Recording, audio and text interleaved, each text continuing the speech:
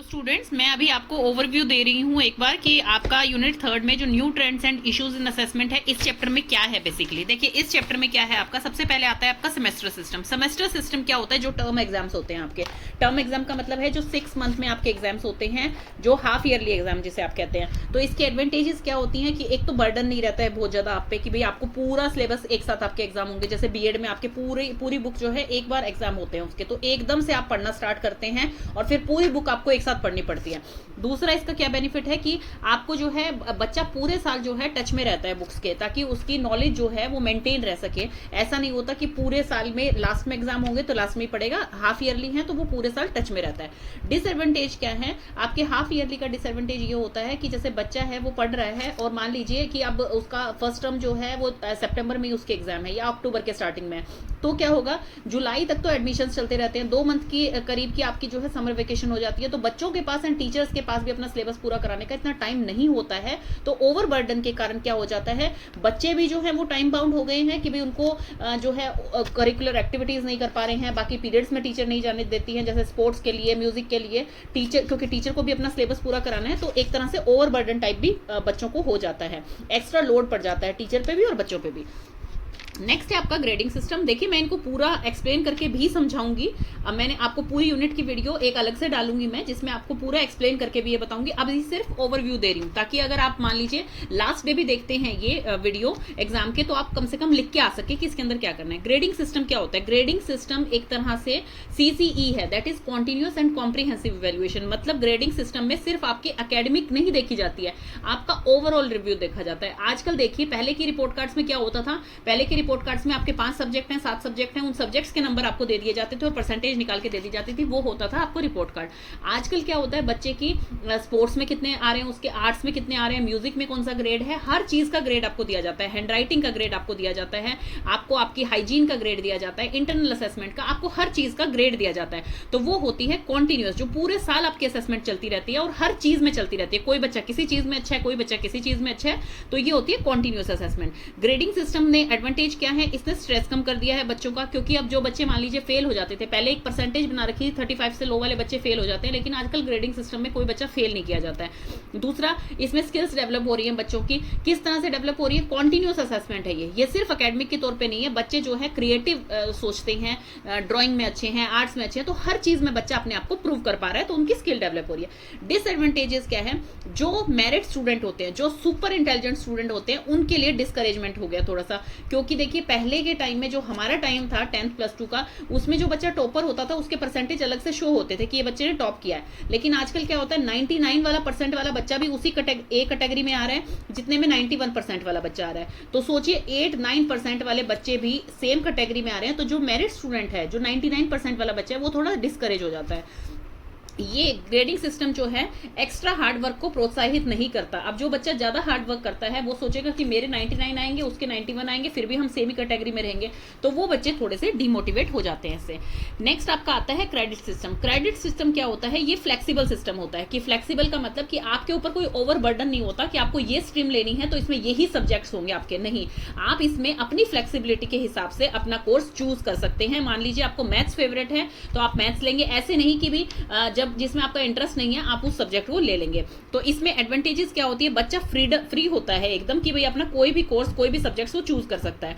ऐसे ही इसमें एडवांटेज दूसरी क्या है कि आप ब्रिज कोर्स कर सकते हैं। ब्रिज कोर्स मींस कि किसी बच्चे को अपने सब्जेक्ट्स तो पढ़ने ही है, तो आगे की तैयारी के लिए उसको अपनी पर्सनैलिटी डेवलपमेंट का कोई कोर्स करना है, इंग्लिश स्पीकिंग का कोर्स करना है, कोई भी कोर्स करना है उसे, तो वो उसके कोर्स के साथ, जो क्रेडिट सिस्टम का कोर्स है उसके साथ, वो अपना दूसरा कोर्स, ब्रिज कोर्स भी कर सकता है। इतनी फ्लेक्सिबिलिटी मिलती है उसको। डिसएडवांटेज इसमें क्या है? डिसएडवांटेज ये है, एक्स्ट्रा बर्डन आ जाता है हर किसी पे। देखिए, अब बच्चा जो है वो कंफ्यूज है कि वो यूं कहेगा कि मुझे ये कोर्स करना है, पर मुझे इसमें से ये सब्जेक्ट पसंद नहीं है, लेकिन मुझे दूसरा सब्जेक्ट भी पसंद है।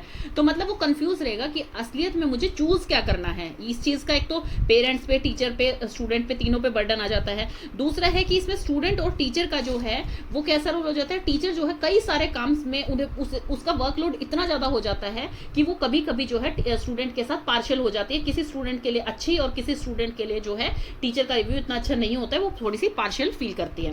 ऑनलाइन एग्जामिनेशन आ गया सेकंड आपका। ऑनलाइन एग्जामिनेशंस कौन से होते हैं, जैसे सीबीटी जो कंप्यूटर बेस्ड एग्जामिनेशन होते हैं जिसमें एमसीक्यू टाइप क्वेश्चंस आपसे पूछे जाते हैं। इसका एडवांटेज क्या होता है, ये इंस्टेंट होते हैं, एक्यूरेट होते हैं, एकदम से आप इसको दे सकते हैं, मतलब ज़्यादा टाइम नहीं लगता इसमें कि शीट दो, ये चीज़ फिल करो, ये चीज़ फिल करो। आपने सीधा जो है वहाँ पर मार्किंग करनी है और वो आपका time effective and cost effective दोनों ही होते हैं, मतलब पेपर की वेस्टेज नहीं है इसमें, सीधा ऑनलाइन सबमिट होंगे और ऑनलाइन आपका रिजल्ट आ जाएगा। इंस्टेंट रिजल्ट होता है, इंस्टेंट आपका एग्जाम हो जाता है। डिसएडवांटेज इसमें क्या होती है कि लैक ऑफ क्रिएटिविटी होती है, बच्चा कोई क्रिएटिविटी नहीं दिखा सकता। टेक्निकल प्रॉब्लम हो गई तो बच्चा पेपर में जो है पेपर फंस जाएगा उसका बीच में कि भी टेक्निकल इशू हो गए। और इसमें क्या होते हैं क्रिएट प्रॉब्लम, टेक्निकल इशू जो है वो प्रॉब्लम क्रिएट कर सकती है कि कई बार इंटरनेट की वजह से, कंप्यूटर खराब होने की वजह से, या आपका प्रॉपर वो सॉफ्टवेयर नहीं ओपन हो रहा है जिसमें आपको एग्जाम देना है, तो उसके कारण आपको दिक्कत आ सकती है। देन है क्वेश्चन बैंक। क्वेश्चन बैंक का मतलब क्या होता है, जैसे आप पर्टिकुलर कोई बुक्स खरीदते हैं कि भाई पिछले 10 साल के मुझे क्वेश्चन पेपर चाहिए बीएड के सेकेंड ईयर के इस सब्जेक्ट के, या फिर आप सीटेट का एग्जाम देना चाहते हैं और उसके लिए आप कोई ऐसी बुक खरीदते हैं जिसमें कई साल के पिछले कई सालों के जो है क्वेश्चन पेपर हो ताकि वो आपकी हेल्प कर सके, तो उसे कहा जाता है क्वेश्चन बैंक। उसमें जो है कई सालों के क्वेश्चन पेपर हो ताकि आप उसका इजीली जो है तैयारी कर पाए, वो होता है क्वेश्चन बैंक। इसके एडवांटेजेस क्या है, आप पैटर्न को पता लगा लेते हैं। जैसे बीएड का आप क्वेश्चन पेपर देखेंगे तो आपको पता लग जाएगा, फर्स्ट क्वेश्चन जो है वो कंपलसरी होता है जिसमें हर चैप्टर से एक एक जो है 4-4 मार्क्स का क्वेश्चन आता है। देन उसके बाद हर चैप्टर में से 2-2 क्वेश्चन आएंगे जिसमें से कोई एक आपको अटेम्प्ट करना होगा। और पिछले 10 सालों से ये क्वेश्चन आ रहे हैं तो ठीक है मैं इस तरह की प्रिपरेशन कर लेता हूं, तो आपको एक पैटर्न क्लियर हो जाता है। इससे आपकी स्ट्रेस थोड़ा कम हो जाता है कि भाई हाँ अब आपको पैटर्न पता लग गया, इस तरह के क्वेश्चन पेपर आते हैं इस यूनिवर्सिटी के, तो मैं इसी तरह से तैयारी करके जाता हूँ। डिसएडवांटेज इसकी क्या है कि ये जो है गैसिंग को एनकरेज करता है, मतलब आप गैस कर सकते हैं कि इस तरह का क्वेश्चन पिछले 5 सालों में ये रिपीट हो रहा है क्वेश्चन, तो इस बार भी पक्का आएगा। और ये क्या है, लेस क्रिएटिव होता है, फिर बच्चा अपने आप से पढ़ने की कोशिश नहीं करता, वो क्वेश्चन पेपर के हिसाब से अपनी पढ़ाई करता है, वो सारा पूरा चैप्टर पढ़ने की कोशिश नहीं करता है। देन है open book system. Open book system क्या है, अब ये इन्वेंट हो रहा है, धीरे धीरे स्टार्ट हो रहा है यहाँ पर इंडिया में भी। ओपन बुक सिस्टम का मतलब है जब बच्चा एग्जामिनेशन में बुक्स भी लेके जा सकता है, बुक्स और अपने नोट्स, मतलब अपनी नोटपैड जिसमें भी उसको आंसर मिलेगा वो सब चीजें एग्जामिनेशन में लेके जा सकता है। तो इससे क्या होगा, वो इससे फायदा क्या होगा, एडवांटेज क्या होगी कि बच्चा जो है सेल्फ स्टडी के लिए एनकरेज होगा। इसमें मेमोराइजेशन की प्रॉब्लम नहीं आएगी। अब कई बच्चे जो है वो पढ़ाई बहुत ज्यादा करते हैं, बहुत हार्ड वर्क करते हैं, लेकिन उनको स्मार्टनेस नहीं है, मतलब उनको याद नहीं रहती है वो चीजें जितनी उन्होंने पढ़ाई की है। तो अब उन्हें एटलीस्ट ये तो पता है मेरी बुक में ये वाला क्वेश्चन इस पेज पे है, ये मैंने पढ़ा हुआ है पूरा, लेकिन मुझे अच्छी तरह से याद नहीं हुआ था। तो अब जब वो बुक अपने साथ लेके जा सकते हैं एग्जामिनेशन में, तो वो तुरंत उसका आंसर लिख देंगे। डिसएडवांटेजेस क्या है, इसमें जो है कॉपी बहुत इजी हो सकती है। अगर बच्चा जो है तुक्के से वही पेज खोल देता है और पढ़ के भी नहीं गया तो वो इजीली आंसर लिख सकता है। रिजल्ट जो है वो रिलायबल नहीं माना जाएगा इसमें, कि जो पढ़ाकू बच्चे हैं उन्हीं का अच्छा रिजल्ट आएगा। इसमें जो है ज़्यादा स्पेस चाहिएगा। आप जैसे अभी तो एक आंसर शीट और क्वेश्चन पेपर आपको रखना होता है बच्चों को, तो एक डेस्क पे आराम से 2 बच्चे बैठ जाते हैं, एक किसी और क्लास का, एक किसी और क्लास का। लेकिन जब आपका ओपन बुक एग्जामिनेशन होता है तो आपको जो है डेस्क पे जगह कम मिलती है और बच्चे को जो है उस पर ही अपनी बुक्स भी रखनी है, नोट्स भी रखने हैं, तो उसको स्पेस ज़्यादा चाहिए।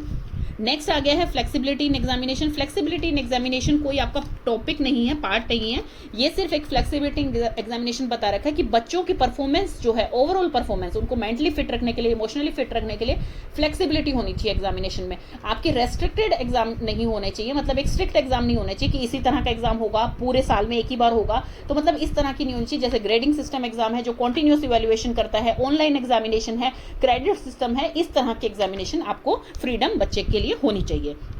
देन है exam on demand. Exam on demand का मतलब है कि बच्चा जब चाहे जब उसका एग्जाम हो, तो ये होता है exam on demand.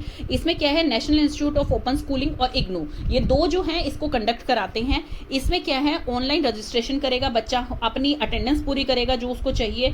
No need to wait for 6 और 12 मंथ, उसको कोई सेमेस्टर या ईयरली एग्जाम्स के लिए वेट करने की जरूरत नहीं है। जैसे ही बच्चा रेडी होता है और उसकी अटेंडेंस पूरी होती है, वो अप्लाई कर सकता है अपने ऑनलाइन एग्जामिनेशन के लिए। और हर किसी का क्वेश्चन पेपर इसमें अलग आता है विद सेम डिफिकल्टी लेवल। ऐसा नहीं है किसी एक बच्चे ने एग्जाम दिया, दूसरा बच्चा कहेगा मैं 1 हफ्ते बाद देता हूँ, तेरा क्वेश्चन पेपर देख लूंगा तो मुझे पता लग जाएगा, ऐसा नहीं है।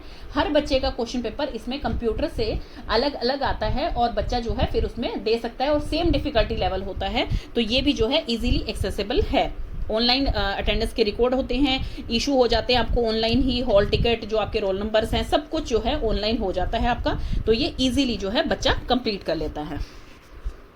नेक्स्ट आपके आते हैं achievement, diagnostic and remedial actions. इस ये क्या होता है, देखिए अचीवमेंट क्या है, किसी बच्चे ने 100 में से 88 मार्क्स लिए तो उसने क्या अचीव किया, मतलब कि उसने अभी तक क्या प्राप्त किया, उसके कितने लर्निंग आउटकम है, वो जिस उद्देश्य से ये कोर्स कर रहा है कितना वो अचीव कर पाया है इसको, तो वो होता है उसका अचीवमेंट कि भाई 100 में से उसके 88 मार्क्स आए हैं। डायग्नोज क्या होता है, डायग्नोस्टिक चीज़ें वो होती हैं जिसे हम डायग्नोज कर पाए, मतलब जैसे आपकी बीमारी होती है उसको डायग्नोज किया जाता है किसके थ्रू, ब्लड टेस्ट के थ्रू। ऐसे ही अचीवमेंट टेस्ट के थ्रू हमें ये पता लग जाता है कि आपका 100 में से अगर 88 मार्क्स आए हैं तो 12 नंबर क्यों घटे हैं, किस वजह से कटे हैं, आपकी स्ट्रेंथ देखी जाती है, आपकी वीकनेस देखी जाती है, मतलब डायग्नोज किया जाता है कि बच्चे के मार्क्स कम क्यों आ रहे हैं, टीचर का कोई मेथड गलत है पढ़ाने का, या बच्चे को किसी चीज़ में वीकनेस है वो नहीं पढ़ पा रहा है, या कोई टॉपिक उसे पर्टिकुलरली समझ नहीं आ रहा है, या प्रैक्टिकल वर्क समझ नहीं आ रहा है, या वो ओरल प्रेजेंटेशन में अच्छा नहीं है, कोई भी चीज़ जो उसकी लैक है जिसकी वजह से उसके मार्क्स अच्छे नहीं आ रहे हैं, वो चीज़ डायग्नोज में ढूंढी जाती है।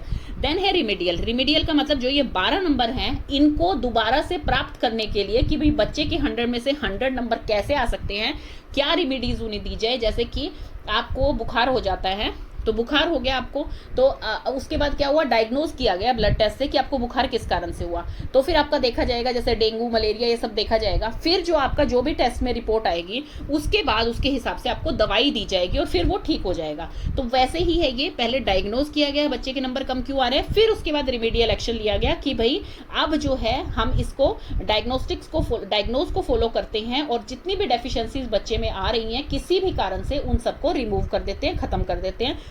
कैसे, बच्चे की लिसनिंग स्किल्स बढ़ा के, रीडिंग स्किल्स बढ़ा के, स्पीकिंग स्किल्स बढ़ा के, राइटिंग स्किल्स बढ़ा के अलग अलग टाइप के रेमेडियल एक्शन टीचर ले सकती है। तो ये है ओवरव्यू पूरे चैप्टर का। अब हम इसे डिटेल में करेंगे।